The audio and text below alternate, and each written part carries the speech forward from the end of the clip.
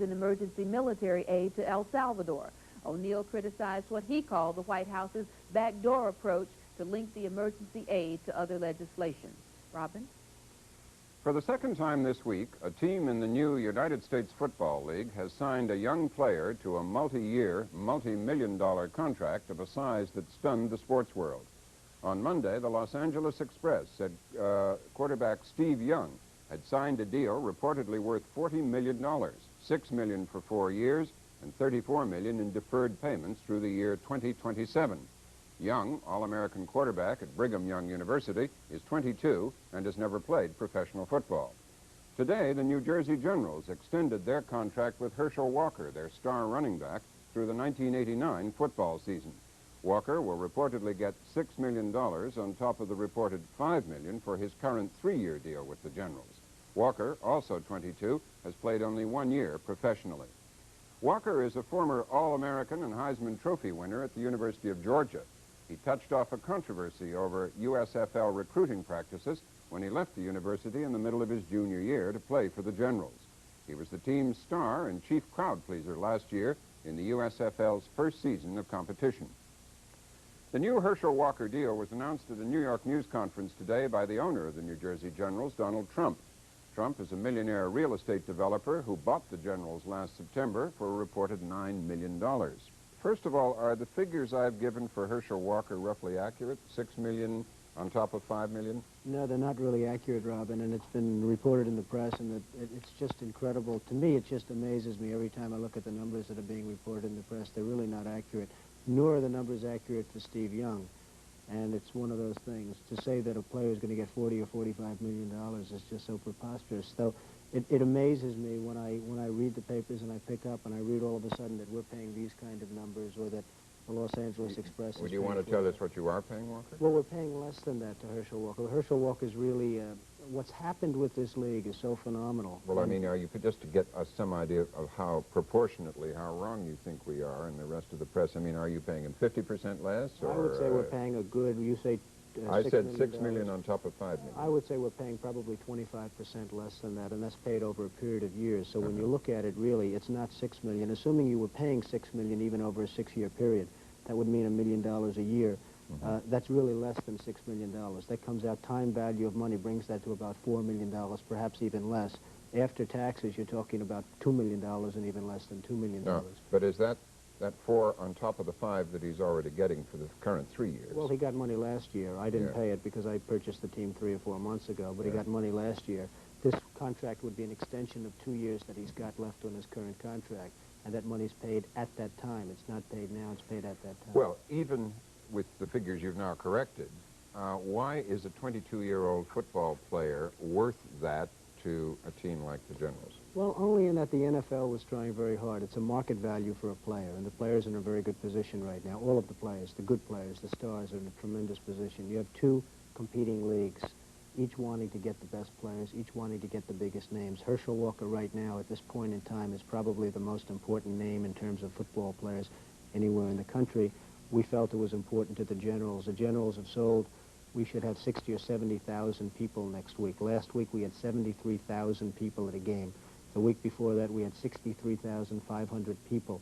The television ratings have been so phenomenal. In fact, ABC, which broadcast the game, was about 12 times what the other networks were in terms of watching this particular General game. So we want to keep that going, and if it means that we have to spend a little money to keep our stars, we'll do that. But television ratings in the normal season have been going down for football for the last couple of years. Well, you're talking about in the NFL season, but you're not talking about the USFL. The USFL has been very hot. The Generals have been very hot, and we hope to keep it that way. The NFL ratings have been going down, that's correct. Yeah. And so this is a direct consequence of your attention, what? To not only to divert attention from the NFL, to do what? To bring players over from the NFL? When you look at the draft, I mean, the NFL draft this year is going to be a shambles. There's almost nobody left. Most of the good players and the great players, Rozier and Young, and last year Herschel Walker and Reggie White and this one and that one, all of the great players have already signed with the USFL. I don't even know why the NFL bothers having a draft this year, frankly, because there's almost nobody left. They might as well just get together and do whatever they have to do. The fact is, the NFL has got some problems now. The USFL has taken the media, they've taken the interest of the fans. When you look at games, Pittsburgh this week is sold out. 60,000 people sold out. They signed Mike Rozier. Tampa is going to have, I understand, 55 or 60,000 people at the Tampa game. We're going to have 60, 65, maybe even 70,000 people, and I'd have 78,000, which is the maximum if we wanted to black out the New York, New Jersey area, which I just chose not to do, because I think the people that can't go to the game would like to see the game. Do you see a danger of turning off football fans? I know you've got a rush of new attention to the new league now, but turning off football fans with salaries like this on top of football's other problems.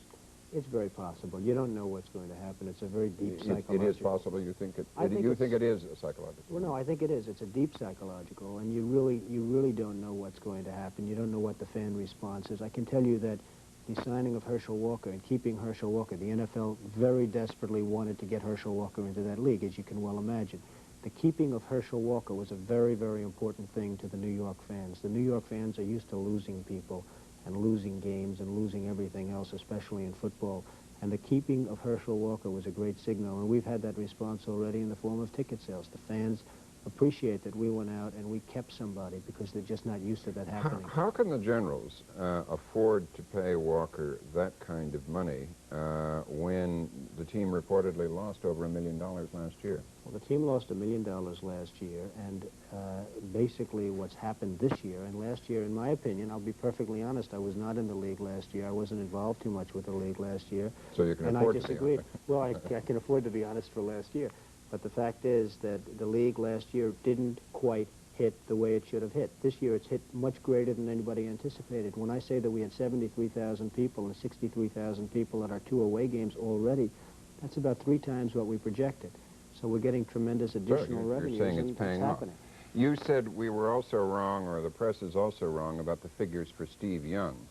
If we're wrong, what are the right figures? Well, the figures are substantially different than that. If you said Babe Ruth in 1928 made $100,000, and then you said what would that $100,000 mean in terms of $1984 or $1983, you say, well, that could mean 25 or $40 million or $30 million. So a sports writer in 1928, when Babe Ruth was getting $100,000, could say Babe Ruth signs for $24 million or $40 million. It's just preposterous. Steve Young, if you present value his contract, is getting probably about $5 million over a 4-year contract, and perhaps even less. I said 6 over a 4-year contract. Okay. And then another 34 in deferred payments until the year 2027. Is that wrong? Well, what does that mean? That means that you're going to take about $1 million and put it into a bank, an interest-bearing account. $1 million now. About $1 million paid now into an interest-bearing account in a bank will be the kind of money that you're talking about. So an owner isn't paying $40 million or $45 million as they report, but over So it's like creating an annuity. That's all you're doing is creating an annuity, but it's so inaccurately reported because I pick up and I read where Steve Young is getting $45 million and all of these players are getting these ridiculous amounts, and it's just not so. Well, Mr. Trump, thank you. Thank you very much, Reverend. Charlene? Turning now to a final look at today's news. In Washington, the Senate Judiciary Committee postponed its vote on the confirmation of presidential advisor Edwin Meese as Attorney